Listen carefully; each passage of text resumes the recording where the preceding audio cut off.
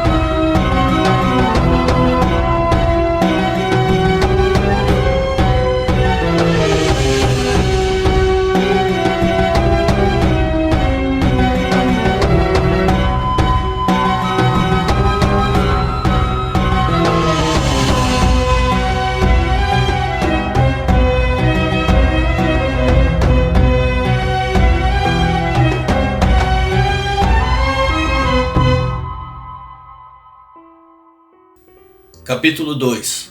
Profecia contra Nínive. Naum agora dirige as suas profecias diretamente ao inimigo tão odiado, conclamando a sua derrota final. Ironicamente, ele mandou que os confiantes assírios se preparassem para a batalha, mesmo sabendo que todo o esforço deles seria inútil, uma vez que o Senhor mesmo já havia determinado a destruição de Nínive. As muralhas de Nínive eram consideradas uma das maravilhas do mundo antigo. Haviam, na verdade, duas muralhas, sendo uma interna e outra externa. A interna se elevava a 30 metros de altura, 15 metros de largura. Podia passar 3 bigas de carros em cima dela.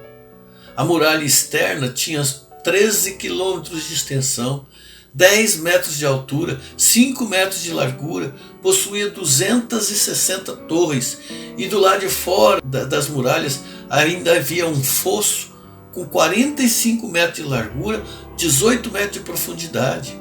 Isso tudo proporcionava uma defesa que era considerada inexpugnável. E de fato o exército da Babilônia, comandado por Nabopolassar e pelos medos que se aliaram a eles para aquele ataque, por mais bem equipados e numerosos que fossem, jamais conseguiriam romper aquela magnífica defesa de Nínive. No entanto, o mesmo Deus que ordenou a invasão também providenciou uma grande enchente no rio Tigre, que inundou os fossos ao redor da cidade, enfraqueceu as bases das muralhas, fazendo com que em vários pontos brechas se abrissem, inundando parte da cidade e dando passagem livre para que o inimigo pudesse entrar. A imponente e riquíssima cidade, que a tantos povos havia pilhado e destruído, agora seria invadida, saqueada e destruída. Em sua mensagem, Naum deu ordens aos inimigos de Nínive para que aproveitassem a oportunidade e saqueassem os tesouros fabulosos que os assírios haviam roubado das nações que antes esmagaram. Foi Deus quem entregou os assírios nas mãos dos babilônios. No passado, Deus havia dado uma grande oportunidade para os ninivitas, através do profeta Jonas. Eles se arrependeram, eles mudaram de postura, por isso eles foram perdoados e foram abençoados. Mas o tempo passou e um tempo depois eles voltaram a ser o que eram antes, ou ainda pior. Por isso Deus agiu desta forma com eles. E que isso sirva como um alerta para nós, que no passado também fomos perdoados, também fomos restaurados, para que nós não voltemos mais às velhas práticas, as quais lá atrás abandonamos. Capítulo 3. A ruína seria completa. A orgulhosa cidade que se gabava pela truculência do seu exército experimentaria agora na própria pele o que as suas vítimas tantas vezes sofreram. Os comandantes assírios tinham o hábito de amontoar as cabeças dos seus derrotados à entrada da cidade, como um monumento ao seu poderio. Agora o mesmo espetáculo macabro iria se repetir pelas ruas de Nínive. Naum enxergou na sua profecia que os assustadores guerreiros assírios se tornariam tão frágeis como mulheres diante da calamidade, e que até mesmo os valentes mercenários que tantas vezes apoiaram os assírios, nesta hora fugiriam como gafanhotos apavorados. Os militares da Síria confiavam tanto na sua superioridade e na defesa da cidade que eles nem atinaram para o perigo que se aproximava. Da mesma forma como eles fizeram com os povos derrotados, agora seria a vez deles serem vendidos como escravos a outros povos cruéis. Doutrinas encontradas no livro. O principal ensinamento do livro só é obtido quando nós o lemos pela ótica dos judeus. Para Israel e para Judá, o Império Assírio era o seu grande opressor. Por todo o livro nós vemos a ira de Deus contra Nínive, que ao mesmo tempo é acompanhada pelo cuidado do Senhor pelo seu povo. Vejamos aqui um quadro comparativo que mostra essas duas posturas, como Deus se relaciona com Israel, com seu povo, e como o Senhor se relaciona com Nínive. Em relação a Israel, Deus é zeloso e tem ciúmes do seu povo. Em relação a Nínive, Deus é vingador e cheio de ira contra os seus inimigos. Em relação a Israel, Deus é fortaleza para aqueles que nele se refugiam. Olhando para Nínive, Deus é o destruidor e perseguidor dos seus inimigos. Olhando para Israel, Deus liberta o seu povo. Olhando para Nínive, Deus extermina o povo inimigo. Ainda olhando para Israel, o povo de Deus é capaz agora de celebrar, enquanto que Nínive, o inimigo vil, foi exterminado e só tem razões para chorar. No capítulo 2 vemos Deus, na relação dele com Israel, Deus restaurando a glória do seu povo. E ao mesmo tempo Deus está aqui avançando contra o inimigo do seu povo. E no capítulo 3 vemos que o povo de Israel pôde celebrar a libertação da maldade opressora por causa da ação de Deus. Por enquanto isso, Nínive está sofrendo do mal incurável da sua condenação, que era definitiva da parte do Senhor. Naum e o Novo Testamento. A forma como Naum apresenta Deus como aquele que combate os inimigos do povo e os liberta, de certa forma se assemelha à figura guerreira de Cristo no Novo Testamento, que vence a batalha contra o nosso maior inimigo, contra o último inimigo, que é a morte, sujeitando todas as coisas e libertando os crentes. A guerra de Deus contra os seus inimigos antecipa a consumação desse tema na guerra de Cristo contra Satanás em Apocalipse. E para terminarmos, Naum prega contra Nínive para mostrar Deus àquele povo e ao mesmo tempo encorajar Israel, demonstrando que o Senhor tinha os inimigos sob seu absoluto controle. Assim como Naum, nós também temos uma vitória de Deus para anunciar como boas novas a todas as pessoas. O triunfo de Jesus Cristo, nosso Senhor e Redentor, sobre a morte. Que o Senhor possa abençoar ricamente a sua vida, seu coração, no estudo deste livro, nas reflexões que hoje ouvimos, na confiança que você deve depositar nas mãos do Senhor. Até breve.